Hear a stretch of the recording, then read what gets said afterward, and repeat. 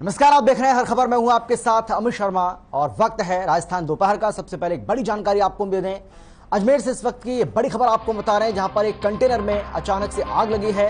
Hotel के सामने ये कंटेनर खड़ा था और आग लगने से यहां अफरा तफरी का माहौल बन गया। बताया जा रहा है कि प्लास्टिक का दाना इस कंटेनर में भरा हुआ था। दमकल ने पहुंचकर आग पर काबू पा लिया है। समय रहते आग पर काबू पा लिया गया। अजमेर के मांगलियावास थाना क्षेत्र का ये मामला बताया जा रहा है। तो बड़ी जानकारी आपको हम दे रहे हैं। तो भीषण गर्मी का प्रकोप और ऊपर से आग लगने की घटनाओं में लगातार तेजी देखने को मिल रही है। अजमेर से ये बड़ी जानकारी आपको हम दे रहे हैं, जहां पर एक कंटेनर में अचानक से भीषण आग लग गई और देखते ही देखते इस आग ने कंटेनर को अपनी चपेट में ले लिया। लेकिन अच्छी बात यह रही कि बहुत जल्द इस पर काबू भी पा लिया गया। इस आग पर बहुत जल्द काबू पा लिया गया, लेकिन आग लगने से आसपास के लोग वो सकते में आ गए और दहशत का माहौल यहां पर पैदा हो गया। अजमेर से बड़ी खबर, कंटेनर में अचानक से आग लगने की खबर सामने आ रही है। होटल के सामने ये कंटेनर खड़ा था और तस्वीरें आपके सामने, तस्वीरें आपको हम दिखा रहे हैं किस तरीके से धुएं का जलता हुआ ये कंटेनर, धुएं का ये गुबार आग की लपटें बताने के लिए काफ़ी है कि किस तरीके से इस आग ने इस कंटेनर को पूरी तरह से अपनी चपेट में ले रखा है। हालांकि जैसे इस बात की सूचना फायर ब्रिगेड को दी गई, फायर ब्रिगेड की कई गाड़ियां मौके पर पहुंची, जिसके बाद आग पर काबू पा लिया गया। हालांकि तस्वीरों में आप एक गाड़ी को यहाँ पर देख सकते हैं। फायर ब्रिगेड की जो गाड़ी है वो मौके पर मौजूद है और इस आग पर काबू पाने की कोशिश की गई। बताया जा रहा है कि काफ़ी मशक्कत के बाद आग पर काबू पा नहीं लिया गया, लेकिन जिस तरीके से धुएं का ये गुबार है, आग की लपटें हैं, इससे अंदाज़ा आप लगा सकते हैं कि किस तरीके से ये एक बड़ा हादसा हुआ है। आग लगने से अफरा तफरी का माहौल यहाँ पर पैदा हो गया। हर खबर पर ये एक्सक्लूसिव तस्वीरें आपको हम दिखा रहे हैं। अजमेर की तस्वीरें हैं, जहां पर होटल के सामने खड़ा एक कंटेनर जिसमें अचानक से आग लग गई। हालांकि आग किस वजह से लगी ये अभी तक साफ नहीं हो पाया है, लेकिन कहा ही जा रहा है कि जिस तरीके से लगातार गर्मी का प्रकोप बढ़ता जा रहा है, पारा चढ़ रहा है, वो भी इसकी एक बड़ी वजह हो सकती है। हो सकता है कि शॉर्ट सर्किट की वजह से ये आग लगी हो, लेकिन ये अभी जाँच का विषय है। जैसे ही फायर ब्रिगेड को इस बात की सूचना दी गई, फायर ब्रिगेड की गाड़ी मौके पर पहुंची और इस आग पर भारी मशक्कत के बाद काबू पा लिया गया। हर खबर पर ये एक्सक्लूसिव तस्वीरें आपको दिखा रहे हैं। तो जिस तरीके से गर्मी बढ़ रही है, इसके साथ साथ आग लगने की घटनाओं में भी लगातार इजाफा होता जा रहा है।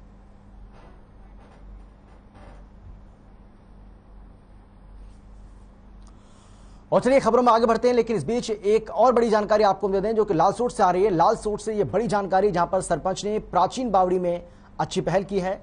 जनप्रतिनिधियों और ग्रामीणों ने श्रमदान किया है। सरपंच और अधिकारियों ने जनता को संदेश भी दिया है। नवनिर्वाचित तहसील मेझरना में ये श्रमदान किया गया है। सफाई अभियान के दौरान मोहर सिंह मीणा मौजूद रहे। इसके अलावा लालसोट एसडीएम मोहर सिंह मीणा यहां पर मौजूद रहे। ये बड़ी जानकारी आपको हम दे रहे हैं। लालसोट से सरपंच ने श्रमदान किया है। सरपंच अधिकारियों ने जनता को एक संदेश भी देने की कोशिश की है। ये बड़ी जानकारी आपको हम दे रहे हैं। सफाई अभियान के दौरान आपको बता दें कि यहाँ जो डीएम है वो भी मौजूद रहे और अब तस्वीरें आपके सामने। एक संदेश यहाँ पर लोगों को देने की कोशिश कि आप अपने आसपास साफ सफाई रखें। स्वच्छ वातावरण, साफ सफाई हमारे जीवन की एक ज़रूरी चीज़ है और इसीलिए इस पर हम सभी को ध्यान देना चाहिए। जनप्रतिनिधियों ने यहाँ पर श्रमदान भी किया है। लालसोट के जो एसडीएम है वो भी इस दौरान यहाँ मौजूद रहे। सरपंच ने प्राचीन बावड़ी में ये पहल की है, जिसकी तस्वीरें आपको हम दिखा रहे हैं, जहाँ जनप्रतिनिधि ग्रामीणों ने श्रमदान भी किया। अभियान के दौरान मोहर मीणा जो कि एसडीएम है वो भी मौजूद रहे हैं।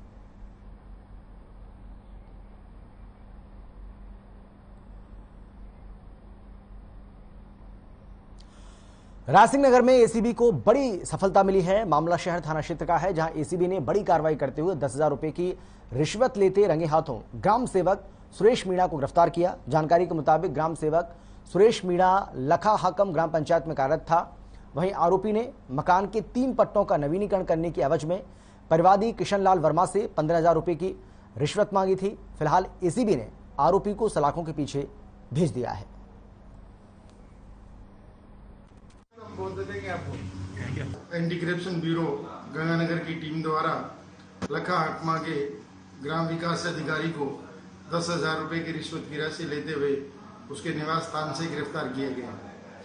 ग्राम विकास अधिकारी द्वारा परिवादी किशन लाल वर्मा के गांव के 3 प्लाट के पट्टों के एवज में 15,000 रुपये रिश्वत की मांग नवीनीकरण करने के लिए की गई व इंतकाल दर्ज करने के लिए की गई।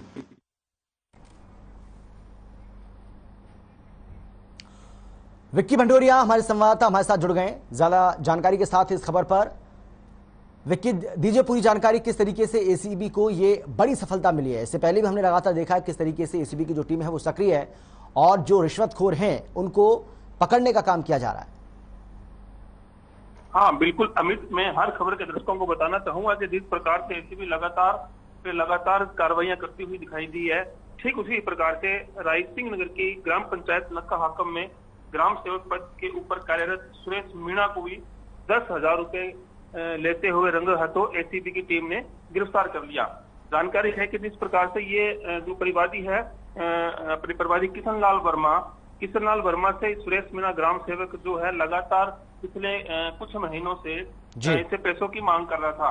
परिवादी अपने 3 प्लाटों के पट्टों का नवीनीकरण के लिए से बार बार इसको ये कह रहा था कि हमारे पट्टों का नवीनीकरण करें, लेकिन इसकी एवज में परिवादी से 15,000 रुपए की मांग की गई थी। लेकिन परिवादी ने जैसे ही एसीबी से संपर्क किया और संपर्क करने के बाद सारी ये रणनीति तैयार की गई। कुछ दिन पहले भी जो एसीबी ने इसको पकड़ने की कोशिश की, लेकिन जो आरोपी है सुरेश मीणा, इसको भनक लगी थी, लेकिन इन्होंने इसको पैसा नहीं लिया। लेकिन जैसे आज नहाने के बाद ये जो गुरतेज कॉलोनी वार्ड नंबर 2 में किराए के मकान पर ग्राम सेवक सुरेश मीणा निवास करता था और वहां पर एसीबी की टीम ने पूरी घेराबंदी की हुई थी।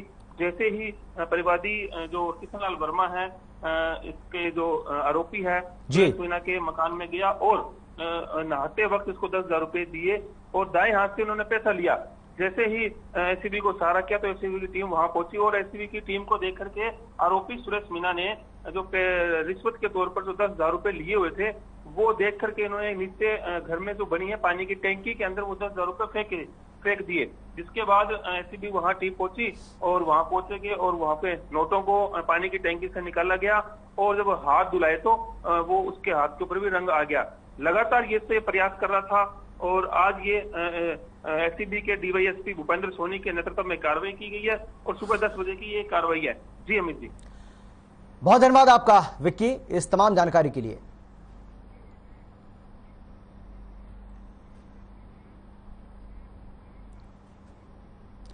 तो एक तरफ एसीबी लगातार कार्रवाई कर भ्रष्ट अधिकारियों के खिलाफ कार्रवाई कर रही है, तो लोगों को जागरूक करने के लिए कार्यशाला का आयोजन भी किया जा रहा है। मामला टोंक जिले का है, जहां सरकारी विभाग के अधिकारी बिना रिश्वत लिए कोई भी काम नहीं करते, जिससे लोगों को काफी परेशानी का सामना करना पड़ता है।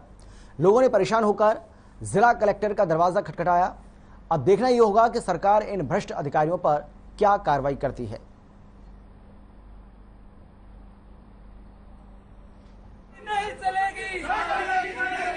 मैं ट्रैक्टर ले सीमेंट लेके घर के लिए सीमेंट लेके जा रहा था तो मान वहां से पकड़ के लिया ऑफिस में लिया अंदर वहां काल सु काम नहीं 4 दिन के मन पैसा मांग रहा है 50,000 में 50,000 में कहां से लाएंगे। क्या हमारे जो ऑफिस के अंदर सामने देख लो ताला लगा हुआ है, कोई भी अंदर जाएगा तो 5 बजे ताला नहीं खोलेंगे और ताला खोलने के अलावा कोई भी अधिकारी के पास जाएंगे तो उसका RLW बढ़ाया जाएगा और अंदर जो बैठे हुए हैं वो हमसे मतलब बात करने के लिए तैयार नहीं है। कभी रात की जनता को यहाँ से जाओ वहाँ से जाओ खिड़की से इधर बेचते रहते हैं और दिन भर यही काम रहता है और शाम को ताला खोलते हैं। और इस खबर पर जानकारी के साथ हमारे संवाददाता कजोड़ गुर्जर हमारे साथ जुड़ गए। कजोड़, बताइए किस तरीके से लोगों को परेशानी का सामना करना पड़ रहा है और लोगों का ये आरोप भी है कि बिना पैसे दिए उनका कोई काम नहीं होता है।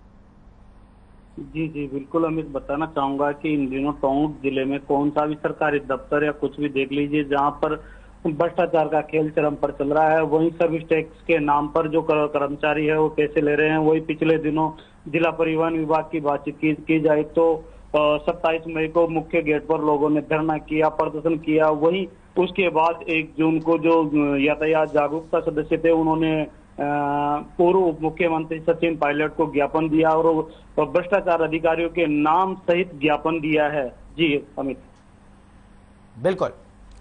तो क्या किसी तरह का कोई भरोसा दिया भी गया है उन लोगों को? जी बिल्कुल, अभी तक लोगों ने आरोप लगाए हैं, कई बार धरना प्रदर्शन किया है। वही जो परिवहन विभाग के तो काफी मामला सामने आया है, जिसमें कि जो अधिकारी थे वह जो क्या नाम, माफ कीजिएगा, मैं बताना चाहूंगा कि बिल्कुल जो किसान लोग थे जिनके नाम पर जो ट्रैक्टर ट्रॉली है उनके नाम पर खुलेआम लूट मचाई है, वही लूट से परेशान होकर लोगों ने मुख्य द्वार पर धरना प्रदर्शन किया। लेकिन अभी तक भी कई दिन बीत जाने के बाद भी विभाग ने किसी प्रकार की कोई कार्रवाई नहीं की है। जी अमित, चलिए बहुत धन्यवाद आपका कजोड़, इस तमाम जानकारी के लिए बहुत शुक्रिया। तो 21वीं सदी में भी अगर लोगों को पैसे देकर अपना काम करवाना पड़े तो इससे बुरी बात कोई नहीं हो सकती है। सरकारों की ओर से तमाम तरह के दावे और वादे तो किए जाते हैं, लेकिन जब धरातल पर ऐसी बातें, ऐसी चीजें देखने को मिलती हैं तो वाकई में सिर शर्म से झुक जाता है।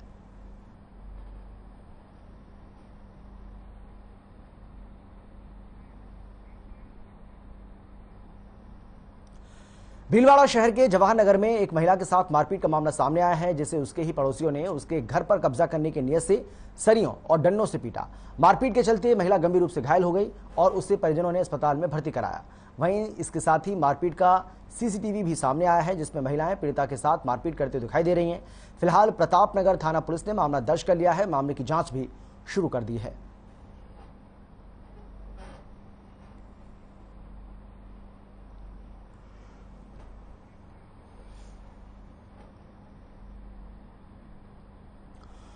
मेड़ता सिटी के नगरपालिका में साधारण सभा की बैठक आयोजित की गई। वहीं बैठक काफी हंगामेदार रही। इस दौरान प्रतिपक्ष बीजेपी के पार्षदों ने सत्ता पक्ष के बोर्ड को जमकर खरी खोटी सुनाई। साथ ही बीजेपी कार्यकर्ताओं ने शहर के बाहर विकास करवाने और शहर के मध्य मुख्य मार्गों को उपेक्षित रखने के साथ ही शहर में आवारा पशुओं का जमघट होने के विरोध में जमकर प्रदर्शन किया। साथ ही आरोप लगाया कि प्रशासन शहरों के संगी शिविर में उन्हीं लोगों का काम होता है जो उनके चहेते होते हैं। इस मौके पर पूर्व पालिका अध्यक्ष रुस्तम प्रिंस समेत बीजेपी और कांग्रेस के पार्षदगण मौजूद रहे।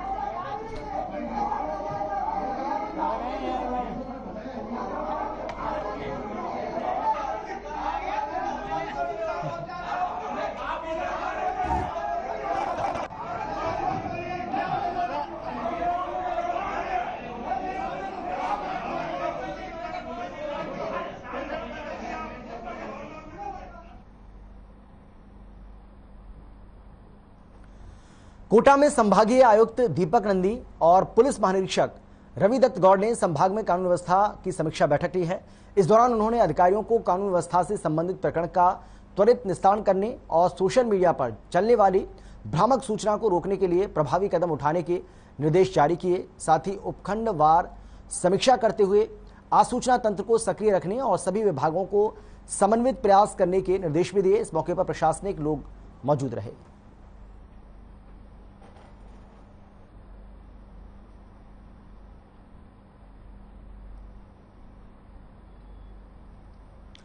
कोटा में पेट्रोल डीजल में वैट कम करने की मांग को लेकर बीजेपी युवा मोर्चा के कार्यकर्ताओं ने जिला कलेक्ट्रेट पर जोरदार प्रदर्शन किया। साथ ही मुख्यमंत्री के नाम जिला कलेक्टर को ज्ञापन सौंपा।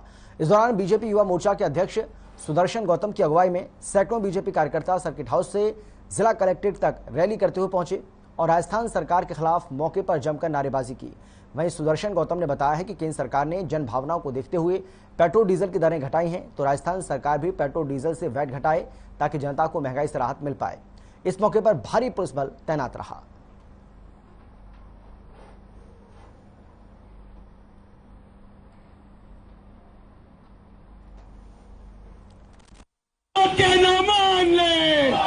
राजस्थान में पेट्रोल डीजल पर जो वेट लगा हुआ है उसमें कमी हो, इस मांग को लेकर भारतीय जनता युवा मोर्चा कोटा शहर आज कलेक्ट्रेट में प्रदर्शन किया है। प्रधानमंत्री जी द्वारा जब आम जनता की बात को देखते हुए जिस प्रकार से वेट में कमी की केंद्र सरकार ने और भाजपा शासित राज्यों में भी सरकार ने जनभावनाओं को देखते हुए कमी की वेट में, लेकिन राजस्थान सरकार जो निकृष्ट सरकार एक तरीके से इन्होंने वेट में कोई कमी नहीं की, एक आंशिक कमी की थी, लेकिन उसका कोई फायदा जनता तक नहीं पहुंचा।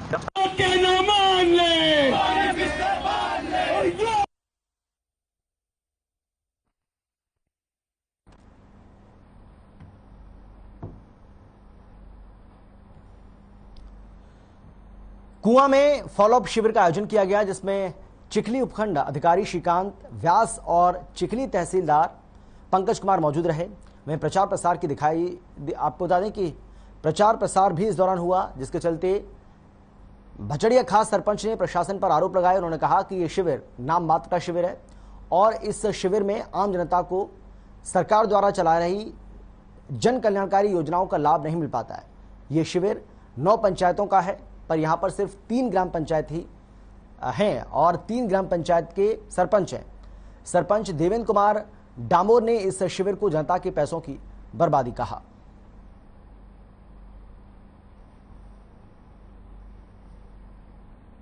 मेन उसमें हो ही नहीं रहा है। मेन इस कैंप के आधार पर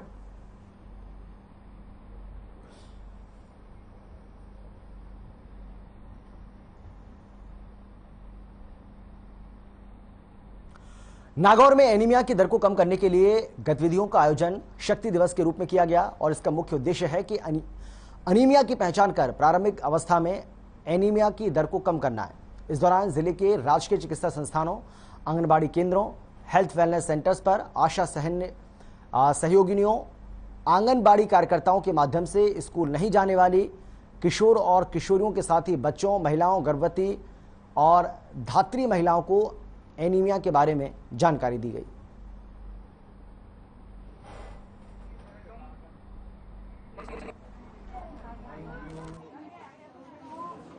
आज यहाँ श्री बालाजी जी की हॉस्पिटल में शक्ति कार्यक्रम आयोजित हुआ है।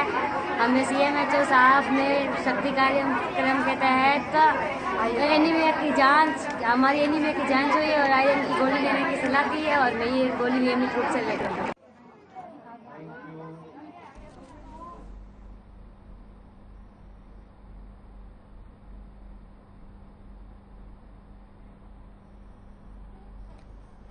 और अब खबर है नोहर से, जहां बीते दिनों जम्मू कश्मीर में हुई मैनेजर विजय कुमार बेनीवाल की हत्या के चलते प्रदेश के CM अशोक गहलोत ने मृतक बैंक मैनेजर के परिवार को आर्थिक सहायता पर 5 लाख रुपए का चेक दिया है। इस मौके पर ग्रामीणों की तरफ से उपखंड अधिकारी को ज्ञापन सौंपा गया, जिसमें बताया गया कि केंद्र सरकार की ओर से विजय बेनीवाल के परिवार को 50 लाख की सहायता राशि देने और विजय बेनीवाल की पत्नी मनोज कुमारी को सरकारी नौकरी को लेकर ग्रामीणों की ओर से उपखंड अधिकारी को ज्ञापन सौंपा है।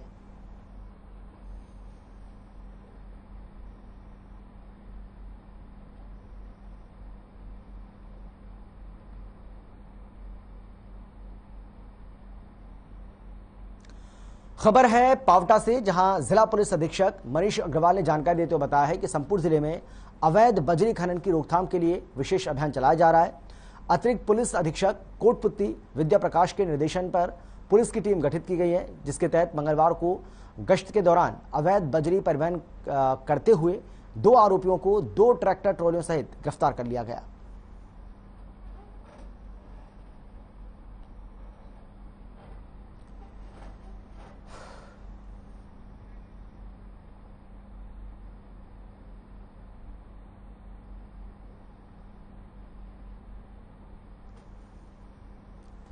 तो अवैध तरीके से बजरी का खनन किया जा रहा था और पुलिस ने अब अवैध खनन के खिलाफ इस कार्रवाई को अंजाम दिया। 2 ट्रैक्टर ट्रॉली सहित 2 आरोपियों को गिरफ्तार करने में बड़ी सफलता हासिल की है। बताया जा रहा है कि पिछले काफ़ी समय से यहाँ पर अवैध तरीके से बजरी का खनन हो रहा था और पुलिस को इस बात की शिकायत मिल रही थी, जिसके बाद पुलिस ने अब 2 ट्रैक्टर ट्रॉली सहित 2 आरोपियों को गिरफ्तार करने में कामयाबी पाई।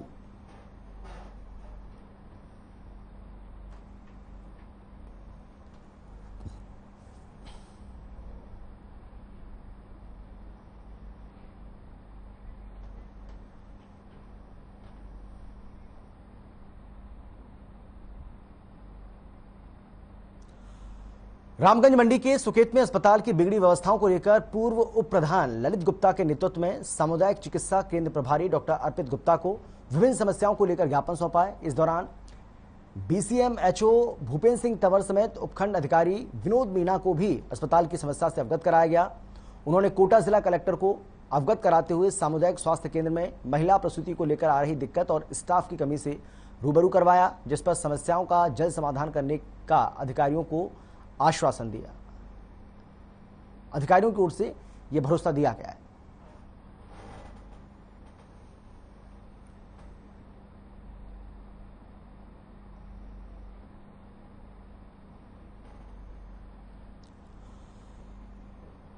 तो रामगंज मंडी की तस्वीर आपको हम दिखा रहे हैं, जहां पर अस्पताल में अव्यवस्था है और यही वजह है कि लोग बहुत ज़्यादा इससे परेशान हैं। इसलिए चिकित्सा प्रभारी को उन्होंने अब इस बाबत ज्ञापन सौंपा है और मांग की है कि इस अस्पताल की हालत को सुधारा जाए, इसमें मरीजों को सुविधाएं दी जाएं और ये अस्पताल जो अपनी बदहाली पर आंसू बहा रहा है, इस अस्पताल की सुध ली जाए।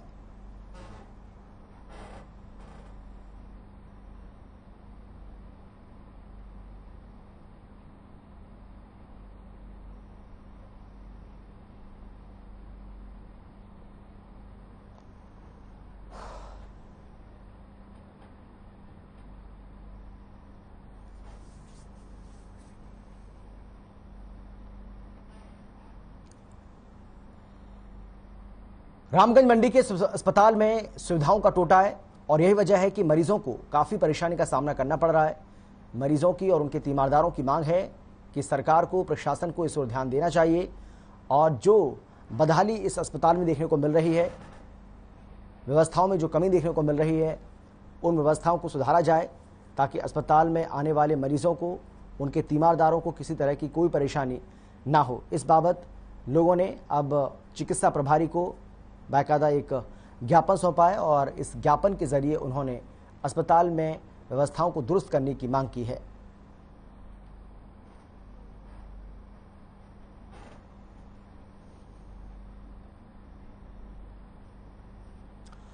और अब खबर है संगरिया से, जहां ग्रामीण क्षेत्र के मनरेगा मजदूरों ने काम शुरू करने के लिए तमाम मांग करते हुए कार्यालय का घेराव किया। वहीं प्रदेश में मनरेगा मजदूरों का काम पिछले 2 महीने से ठप पड़ा है।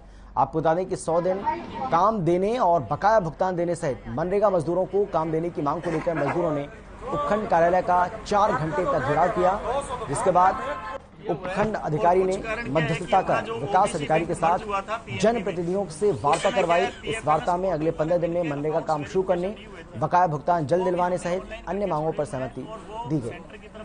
जल्दी से जल्दी आपका पेमेंट करवाया जाए, जल्दी करवाएंगे इसको भी। तीसरी बात है मनरेगा के पक्के मनरेगा मेट और मजदूर साथी के द्वारा एसडीएम साहब को ज्ञापन दिया गया है। पूरे ब्लॉक में मनरेगा का कार्य बंद है, वह पिछले 1.5 साल से किस्तों का भुगतान नहीं हुआ है, जिस पर वीडियो साहब के साथ सहमति बनी है कि 15 दिन के अंदर अंदर पूरे ब्लॉक में मनरेगा का कार्य शुरू कर दिया जाएगा और मेटों का भुगतान है जो तुरंत से करवा दिया जाएगा। दूसरी बात लेकिन आप बार बार ये कोई फैशन थोड़ी है, हर बार क्यों लाइए।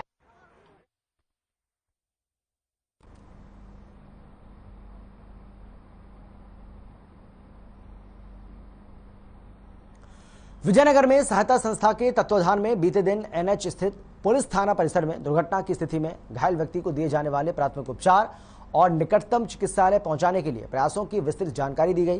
राजस्थान पुलिस और परिवहन विभाग के सौजन्य से सहायता संस्था के सीईओ शिखर देवा ने दुर्घटना में घायल व्यक्ति के जीवन रक्षार्थ मूलभूत जीवन रक्षक प्रणाली और सीपीआर के मानव डमी पर प्रशिक्षण दिया।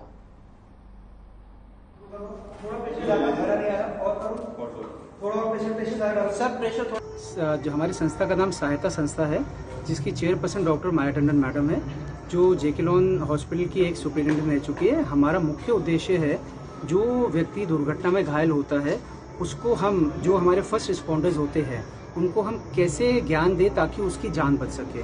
और ये जो हम कार्यक्रम कर रहे हैं ये विभिन्न थानों में कर रहे हैं जो राजस्थान के हाईवेज पे स्थित है और इस हमें पूरा सहयोग राजस्थान सरकार का, हमारे चीफ सेक्रेटरी मैडम का, मिनिस्ट्री का, अभय सर का और एडीजी साहब वीके सिंह साहब का है। अजमेर में हमें बहुत सहयोग मिला है एसपी साहब से, एडिशनल एसपी साहब से। मैं आपको केवल एग्जांपल दूंगा जो हम ट्रेनिंग दे रहे हैं। हम लोग आप ये मत सोचो कि ये हमें जबरदस्ती कर दिया जाता है, जबकि दोनों काम करना। तो सीपीआर के मानव डमी पर ये ट्रेनिंग दी गई है। दुर्घटना में अस्पताल पहुंचाने की जानकारी भी यहाँ पर लोगों को दी गई है और ये बताया गया है कि किस तरीके से अगर कोई भी दुर्घटना होती है तो आप जो पीड़ित व्यक्ति है उसको किस तरीके से आप सीपीआर उसको दे सकते हैं। इसके साथ ही और भी जानकारियां यहाँ पर दी गई हैं।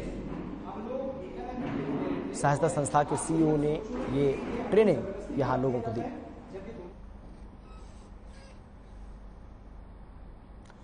दूदू में स्वास्तिक मल्टी स्पेशलिटी हॉस्पिटल गरीबों के लिए वरदान साबित हो रहा है। पत्रकार डब्ल्यू गोस्वामी से बातचीत के दौरान director Gaurishankar Sharma, managing director Rakesh Sharma और डॉक्टर आर.के. गोखरू हृदय रोग विशेषज्ञ ने बताया है कि हमारे हॉस्पिटल में सरस डेयरी बीमा योजना, आयुष्मान भारत, महात्मा गांधी राजस्थान स्वास्थ्य बीमा योजना द्वारा अधिकृत पारस डायरी बीमा योजना, इसके साथ ही अमूल डेयरी बीमा योजना, मुख्यमंत्री राष्ट्रीय योजना, ये सारी योजना उपलब्ध हैं। इस दौरान मरीजों ने बताया है कि ये गरीबों का हॉस्पिटल है जिसमें हर किसी के इलाज और ऑपरेशन सरकारी सुविधा के अनुसार निःशुल्क किया जाता है। हर बीमारी के विशेषज्ञ डॉक्टर भी मौजूद हैं और सभी प्रकार की सर्जरी, इमरजेंसी, सभी प्रकार की जांच यहां की जाती है। 30 साल से कार्डियक मरीजों का इलाज कर रहे हैं।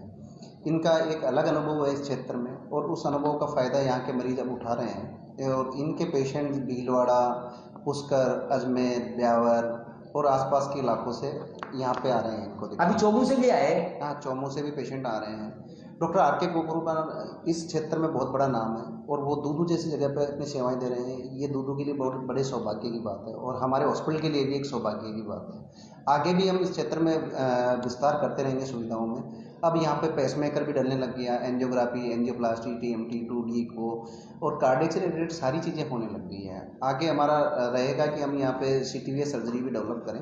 ये हमारा एक फ्यूचर प्लान है जो हम तैयार कर रहे हैं। धन्यवाद सर जी, आपको हमारे चैनल की तरफ से, हर खबर की तरफ से आपको बहुत गरीबों की अधिक से अधिक सेवा करना और उनको चिकित्सा सुविधा में बेहतर चिकित्सा सुविधा उपलब्ध करवाना। दूदू में जब स्वास्थ्य मल्टी स्पेशलिटी हॉस्पिटल का प्रारंभ हुआ था तब एक छोटे से एक जमीनी स्तर से चालू किया था और आज करीबन सभी विभाग, चिकित्सा विभागों के डॉक्टर, सर्जन प्रतिदिन अपनी सेवाएं दूदू के अंदर दे रहे हैं, जिससे दूदू के आसपास ही नहीं बल्कि अन्य तहसीलों के लोग भी दूदू में आकर अपना इलाज करवा रहे हैं। दूदू हॉस्पिटल में मुख्यमंत्री आयुष्मान चिरंजीवी स्वास्थ्य बीमा योजना, सरस डेयरी बीमा योजना व अन्य प्राइवेट TPA जैसे RGHS, गवर्नमेंट की RGHS स्वास्थ्य बीमा योजना का भी यहाँ पे सुचारू रूप से चल रहा है। इसके अलावा अन्य प्राइवेट TPA भी स्वास्थ्य मल्टी स्पेशलिटी हॉस्पिटल में चल रहे हैं। और फिलहाल इतना ही, छोटे से ब्रेक के बाद फौरन लौटेंगे। आप देखते रहिए हर खबर।